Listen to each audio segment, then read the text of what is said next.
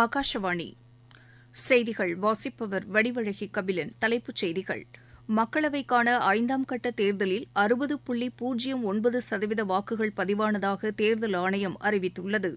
மக்களவைக்கான 6வது மற்றும் 7வது கட்ட தேர்தல் பிரச்சாரம் தீவிரமடைந்துள்ளது. முன்னாள் பிரதமர் ராஜீவ்காந்தியின் 33வது நினைவு தினம் இன்று அனுசரிக்கப்படுகிறது. காவிரி மேலாண்மை ஆணையக் கூட்டம் புதுதில்லியில் இன்று நடைபெறுகிறது. மலேசிய மாஸ்டர்ஸ் பேட்மிண்டன் போட்டி கோலாலம்பூரில் இன்று தொடங்கியது. இனி விரிவான செய்திகள். மக்களவைக்கான 5ஆம் கட்ட தேர்தலில் 60.09% வாக்குகள் பதிவானதாக தேர்தல் ஆணையம் அறிவித்துள்ளது. 6 மாநிலங்கள் மற்றும் 2 யூனியன் பிரதேசங்களில் உள்ள 49 தொகுதிகளுக்கு நடைபெற்ற இந்த தேர்தல் அமைதியாக நடைபெற்று முடிந்ததாக தேர்தல் ஆணையம் கூறியுள்ளது. வெப்ப அலையையும் மீறி மக்கள் ஆர்வத்துடன் வாக்களித்ததாக தெரிவிக்கப்பட்டுள்ளது. ஜம்மு காஷ்மீரின் பாரமுல்லா தொகுதியில் 56.73% வாக்குகள் பதிவாகியுள்ளது. பீகாரில் 54.85%, ஜார்க்கண்டில் 63.07%, லடாக்கில் 69.62%, மகாராஷ்டிராவில் 54.29%, ஒடிசாவில் 67.59%, உத்தரப்பிரதேசத்தில் 57.79%, மேற்குவங்கத்தில் 74.65% வாக்குகள் பதிவானதாக தேர்தல் ஆணையம் தெரிவித்துள்ளது. மக்களவைக்கான 6வது மற்றும் 7வது கட்ட தேர்தல் பிரச்சாரம் தீவிரமடைந்துள்ளது. பிஜேபி மூத்த தலைவரும் பிரதமருமான திரு நரேந்திர மோடி பீகார் மற்றும் உத்தரப்பிரதேச மாநிலங்களின் 4 இடங்களில் இன்று நடைபெறும் பொதுக்கூட்டங்களில் உரையாற்றுகிறார். பீகார் மாநிலம் மொத்திஹரிக்கு செல்லும் அவர் அங்கு தேர்தல் பிரச்சார பேரணியில் கலந்து கொள்கிறார். கோரியா கோத்தி என்ற இடத்தில் நடைபெறும் தேர்தல் பிரச்சார பேரணியிலும் அவர் பங்கேற்கிறார். திரு நரேந்திர மோடி போட்டியிடும் தொகுதியான வாரணாசியில் இன்று 25,000 மகளிர் பங்கேற்கும் கூட்டத்தில் உரையாற்றுகிறார். இந்த கூட்டத்தில் மருத்துவர்கள், ஆசிரியர்கள், வழக்கறிஞர்கள், விளையாட்டு வீராங்கனைகள் உள்ளிட்ட பல்வேறு துறைகளைச் சேர்ந்த பெண்கள் கலந்து கொள்கின்றனர். இந்த தொகுதியில் ஜூன் 1ஆம் தேதி தேர்தல் நடைபெறுகிறது. பிரதமர் திரு நரேந்திர மோடியை எதிர்த்து காங்கிரஸ், சமாஜ்வாதி கட்சி கூட்டணியின் வேட்பாளர் திரு அஜய் ராய் போட்டியிடுகிறார். பீகாரில் ராஷ்டிரிய ஜனதாதள் கட்சியின் திரு தேஜஸ்வி பிரசாத் தேர்தல் பிரச்சாரத்தில் இன்று ஈடுபடுகிறார். முன்னாள் பிரதமர் ராஜீவ்காந்தியின் 33வது நினைவு தினம் இன்று அனுசரிக்கப்படுகிறது. இந்நாள் தேசிய பயங்கரவாத எதிர்ப்பு தினமாகவும் கடைபிடிக்கப்படுகிறது. அமைதி, மனிதநேயம், ஒற்றுமை மற்றும் நல்லிணக்கத்தை மக்களிடம் எடுத்துச் செல்லும் வகையிலும் பயங்கரவாத எதிர்ப்பு குறித்த விழிப்புணர்வை ஏற்படுத்தும் வகையிலும் இந்த தினம் ஒவ்வொரு ஆண்டும் கடைபிடிக்கப்பட்டு வருகிறது. இந்நாளையொட்டி காஞ்சிபுரம் மாவட்டம் ஸ்ரீபெரும்புதூரில் உள்ள ராஜீவ்காந்தி நினைவிடம் மலர்களால் அலங்கரிக்கப்பட்டு சர்வமத பிரார்த்தனை நடைபெற்றது. தமிழக காங்கிரஸ் கமிட்டி தலைவர் திரு செல்வப்பெருந்தகை நினைவிடத்தில் மலர் வளையம் வைத்து அஞ்சலி செலுத்தினார். அங்கு இரத்த தான முகாமும் நடைபெற்றது. இதையொட்டி மத்திய, மாநில அரசுகளின் அலுவலகங்களில் காலை 11 மணிக்கு பயங்கரவாத எதிர்ப்பு உறுதிமொழி ஏற்றுக் கொள்ளப்பட்டது. சென்னை அகில இந்திய வானொலி நிலையத்தில் பணியாற்றும் ஊழியர்கள் உறுதிமொழி ஏற்றுக் கொண்டனர். இந்நாளையொட்டி பிரதமர் திரு நரேந்திர மோடி விடுத்துள்ள சமூக வலைதள பதிவில் மறைந்த பிரதமர் ராஜீவ்காந்திக்கு புகழாரம் சூட்டியுள்ளார்.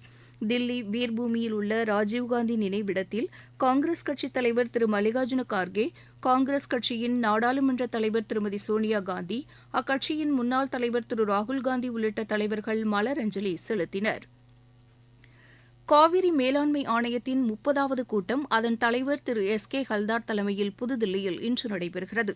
பிற்பகல் மணி 2:30க்கு இக்கூட்டம் நடைபெறுகிறது. தமிழ்நாடு, புதுச்சேரி, கேரளா, கர்நாடகா அதிகாரிகள் இந்த கூட்டத்தில் பங்கேற்க ஆணையத்தின் சார்பில் அழைப்பு விடுக்கப்பட்டுள்ளது. கேரளாவின் இடுக்கி மாவட்டத்தில் அருகே உள்ள சிலந்தி ஆற்றின் குறுக்கே தடுப்பணை கட்டுவதை நிறுத்த வேண்டுமென்று தேசிய பசுமை தீர்ப்பாயம் உத்தரவிட்டுள்ளது. அணை கட்ட தேசிய வன விலங்கு ஆணையத்திடம் கேரளா அனுமதி பெற்றதா என்று கேள்வி எழுப்பியது. அனுமதி பெறவில்லை என்றால் அனுமதி கிடைக்கும் வரை தடுப்பணை கட்டுவதை நிறுத்தி வைக்க வேண்டும் என்றும் தேசிய பசுமை தீர்ப்பாயம் அறிவுறுத்தியுள்ளது. நீங்கள் கேட்டுக்கொண்டிருப்பது ஆகாஷவாணியின் செய்தி அறிக்கை. புதிய வகை கோவிட் தொற்று குறித்து பொதுமக்கள் அச்சம் கொள்ள தேவையில்லை என்று தமிழக பொது சுகாதாரத்துறை இயக்குநர் திரு செல்வ விநாயகம் தெரிவித்துள்ளார்.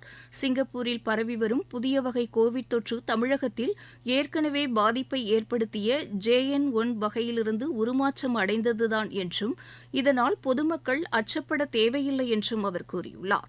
சிங்கப்பூரில் புதிய வகை கோவிட் தொற்று பரவ ஆரம்பித்து அங்கு ஒரு வாரத்தில் 26,000த்திற்கும் அதிகமானோருக்கு தொற்று உறுதி செய்யப்பட்டுள்ளது.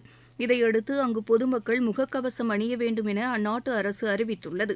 தமிழகத்திற்கும் சிங்கப்பூருக்கும் இடையே நாள்தோறும் நூற்றுக்கணக்கானோர் பயணம் செய்வதால் புதிய வகை கோவிட் தொற்று தமிழகத்தில் பரவக்கூடும் என்ற அச்சம் எழுந்துள்ளது. இந்நிலையில் இதுகுறித்து பொதுமக்கள் அச்சம் கொள்ள வேண்டாம் என்றும் அதே சமயம் முன்னெச்சரிக்கையாக இருப்பது அவசியம் என்றும் மக்கள் நல்வாழ்வுத்துறை தெரிவித்துள்ளது. சேலம் மாவட்டம் ஏற்காட்டில் நாளை முதல் அடுத்த 5 நாட்களுக்கு மலர் கண்காட்சி நடைபெறுகிறது. இதுகுறித்து எமது செய்தியாளர் தெரிவிக்கும் தகவல்கள்.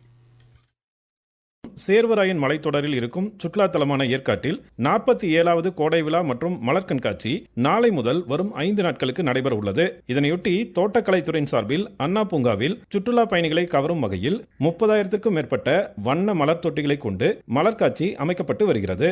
கடந்த 10 நாட்களுக்கும் மேலாக ஏற்காட்டில் தொடர் மழை பெய்து வருவதால் நல்ல சீதோஷ்ண நிலை நிலவி வருகிறது. இதனால் அண்ணா பூங்கா, ரோஜா பூங்கா மற்றும் தாவரவியல் பூங்காவில் ஆயிரக்கணக்கான பூந்தொட்டிகளில் வைக்கப்பட்டுள்ள பல வண்ண மலர்கள் பூத்து குலுங்குகின்றன. ஊட்டி மற்றும் கொடைக்கானலில் இ-பாஸ் முறை அறிமுகப்படுத்தப்பட்டுள்ள நிலையில் ஏற்காட்டிற்கு வரும் சுற்றுலா பயணிகளின் எண்ணிக்கை அதிகரித்துள்ளது. சேலத்திலிருந்து ஜி. விஜயகுமார். வடமேற்கு இந்தியா, மத்திய பிரதேசத்தின் வடக்கு பகுதி மற்றும் குஜராத்தில் அடுத்த 3 நாட்களுக்கு கடுமையான வெப்ப அலை வீசக்கூடும் என்று இந்திய வானிலை ஆய்வு மையம் தெரிவித்துள்ளது. மேலும் இந்த பகுதிகளுக்கு சிவப்பு நிற எச்சரிக்கையும் விடுக்கப்பட்டுள்ளது. பஞ்சாப், ஹரியானா, சண்டிகர், தில்லி, ராஜஸ்தானின் மேற்கு பகுதி, உத்தரப்பிரதேசத்தின் மேற்கு பகுதிகளில் வரும் வெள்ளிக்கிழமை வரை வெப்பம் அதிகரித்து காணப்படும் என்றும் அந்த மையம் கூறியுள்ளது. இந்நிலையில் கேரளாவில் நாளை வரை மிக அதிகனமழைக்கு வாய்ப்புள்ளதாக வானிலை ஆய்வு மையம் கூறியுள்ளது. தமிழகம், புதுச்சேரி, காரைக்கால், மாஹே ஆகிய கடற்கரையை ஒட்டிய பகுதிகளிலும் கர்நாடகாவின் தெற்கு உள்பகுதிகளிலும் பலத்த மழைக்கு வாய்ப்புள்ளதால் ஆரஞ்ச் நிற எச்சரிக்கை விடுக்கப்பட்டுள்ளது. தமிழகத்தின் இன்று பெரும்பாலான மாவட்டங்களில் கனமழை பெய்ய வாய்ப்புள்ளதாக சென்னை வானிலை ஆய்வு மையம் தெரிவித்துள்ளது. கன்னியாகுமரி, திருநெல்வேலி, தேனி, தென்காசி மாவட்டங்களுக்கு சிவப்பு நிற எச்சரிக்கை விடுக்கப்பட்டுள்ளது. விருதுநகர், கோவை, நீலகிரி, திண்டுக்கல் மாவட்டங்களில் அதிகனமழை பெய்யக்கூடும் என்று அந்த மையம் தெரிவித்துள்ளது. வங்கக்கடலின் தென்மேற்கு பகுதியில் நாளை உருவாகும் குறைந்த காற்றழுத்த தாழ்வு பகுதி வரும் 24ஆம் தேதி தாழ்வு மண்டலமாக வலுப்பெறக்கூடும் என்று வானிலை மையம் தெரிவித்துள்ளது. இதனிடையே தேனி மாவட்டம் சோத்துப்பாறை அணை அதன் முழு கொள்ளளவான 126.28 அடியை எட்டியதை அடுத்து அணையிலிருந்து உபரி நீர் வெளியேற்றப்பட்டு வருகிறது. இதனால் வராக நதி கரையோர மக்கள் எச்சரிக்கையுடன் இருக்குமாறு அறிவுறுத்தப்பட்டுள்ளதாக எமது செய்தியாளர் தெரிவிக்கிறார். தேனி மாவட்டம் பெரியகுளம் அருகே 126 அடி உயரமுள்ள சோத்துப்பாறை அணையின் நீர்மட்டம் அதன் நீர்பிடிப்பு பகுதிகளான மேற்கு தொடர்ச்சி மலைப்பகுதிகளில் பெய்த மழையின் காரணமாக கடந்த சில நாட்களாக தொடர்ந்து உயர்ந்து வந்தது. இந்நிலையில் நேற்று இரவு அணை அதன் முழு கொள்ளளவான 126 அடியை எட்டியதைத் தொடர்ந்து உபரி நீர் வெளியேற்றப்பட்டு வராக நதி கரையோர மக்களுக்கு வெள்ள அபாய எச்சரிக்கை விடப்பட்டுள்ளது.